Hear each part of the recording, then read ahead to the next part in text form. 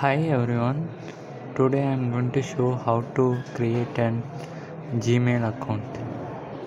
For that, first click create account.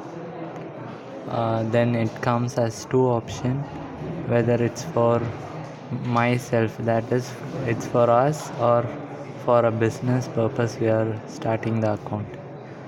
uh, Choose the first option for myself.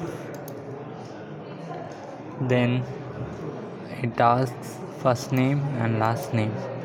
First name type as Ram or Mohan, whatever it is, or as you wish you can type. Same like that for the last name. Username, this is the um, one which we give to others as our email ID. Type as you wish, like Ram. Then after you type, it says whether it is available or not.